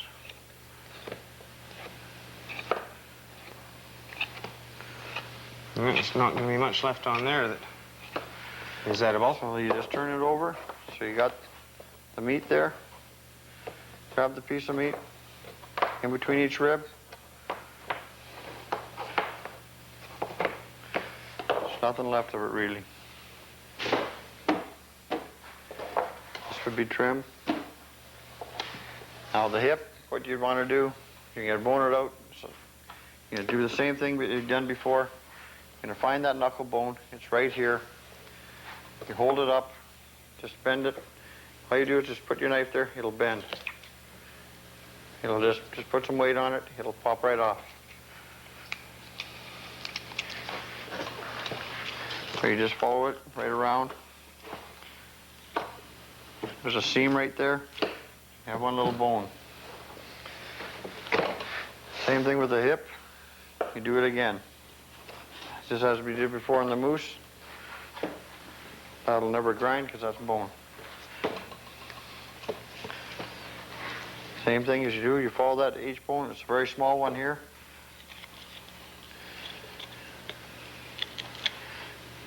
Your knife in it. You'll come and you'll see that knuckle right there.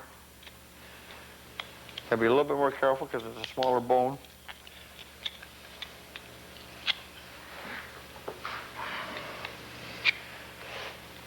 And a tougher one. So what we'll do is we'll just follow the bone right around.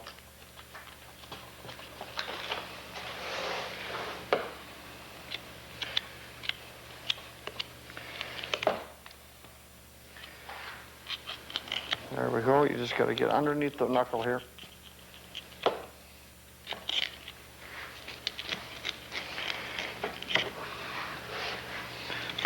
Once you're loose from the knuckle there, it'll just peel right off. Now, if we hadn't taken that loin off, a guy could do that right while the loin was on. Animal is all in one piece. Just open the leg up and just start on the H-bone. So what you do here, follow the knuckle here, take your knife down. The bone will be coming this way towards you. The sirloin tip is facing you. So you're going to leave the sirloin tip right on the hip. Just hold it apart there.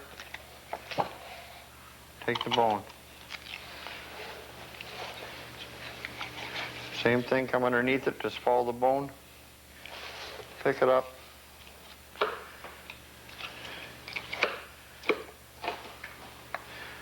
It's gone. Now this piece is boneless. Your sirloin tip's on the hip. It's round, it's there. So what you do is you put it in a cheesecloth. It's nice and tight. Pack it out of the bush. Get it home. Follow the same cuts as the moose, and you have everything there. The round steaks, the round roasts, and the sirloin tip roast. It's all there. Take the shank.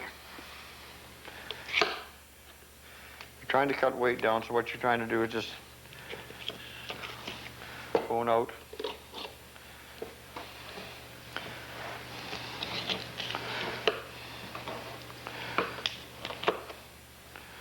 Follow the bone all the way down. And it's a clean bone. You can throw that in with the hip. So that's the hip's all boned out, ready to go. You want to bone the shoulder out, take the leg, just seam it. It's very easy to seam.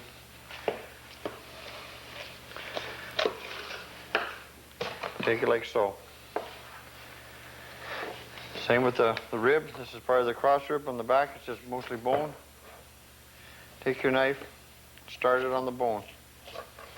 So what you want to do is just lift the meat from the ribs.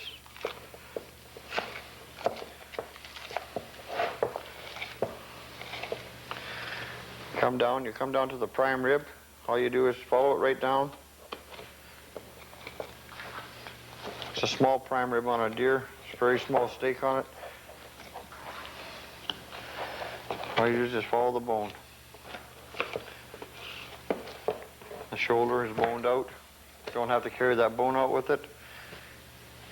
You can square this off, put it in a bag for trim. It's going to be hamburger by the time you get it home, or sausages. You have the boneless rib. You put it with your loin. so you know it's for steaking. Same thing with the ribs. Just run your knife along the side here on the rib. There's a soft bone. All you have to do is just crack it with your knife. It's very soft. It's where the soft part of the brisket is on the animal. And it's just a bone. You do the same thing with the ribs.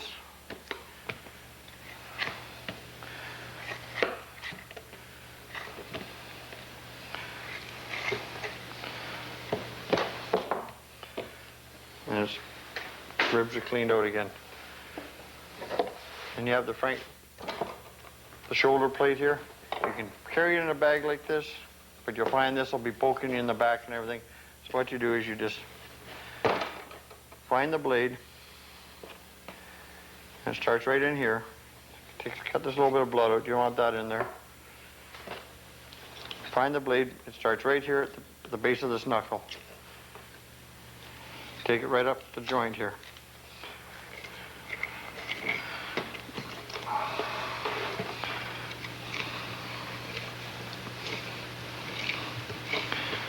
Same thing, you just follow it down, and you find there's a joint right there. You cut through it. The joint's there, you're through it. Follow your knife right along the bone. Basically, just run your knife right down the side, that bone. Same way you take the blade bone out of the moose. Just like so. Pick it up so it's got a little bit of room here so you can get at it.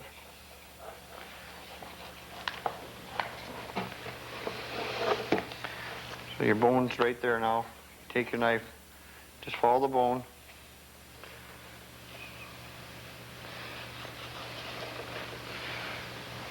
Take this trim off here. Come right at the joint there again. Turn the bone over so it's facing you. There's an edge right on the bone right there.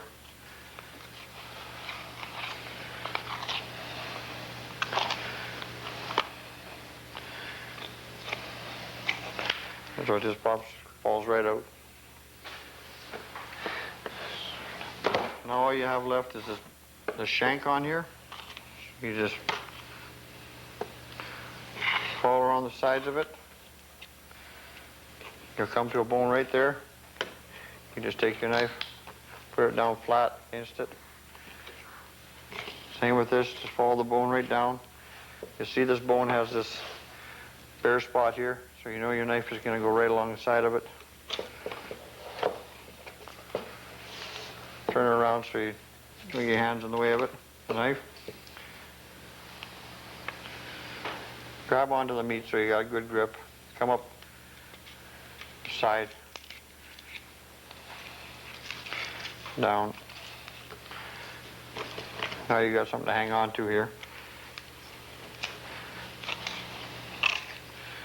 Thing is, just follow the bone, turn it, work with it. If it's attached back here, pick it up, see if it is. Just cut it off at the end there.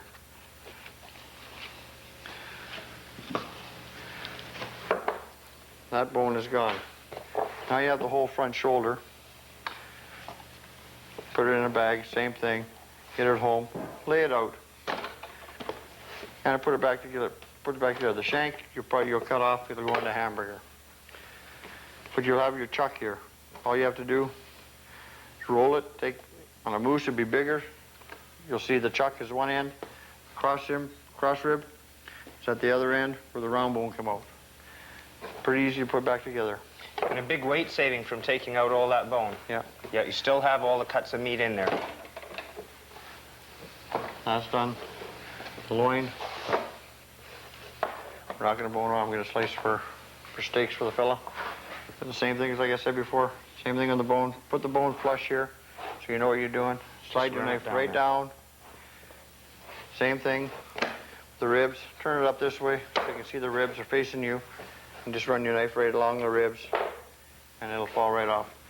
Take your tenderloin out basically the same way. Right here, right along the rib here. It'll give you a better idea how to follow along the bones. That's basically how deer's boned out.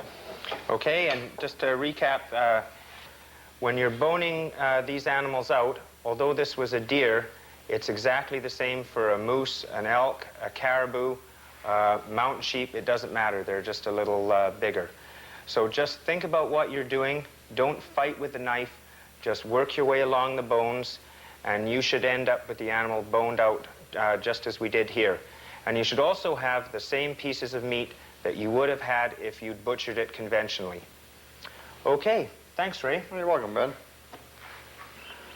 To utilize this tape, the best thing to do is probably to watch it several times until you get a good idea of what you're doing, and then set up your VCR and just repeat each step as we do it on your own cutting table at home.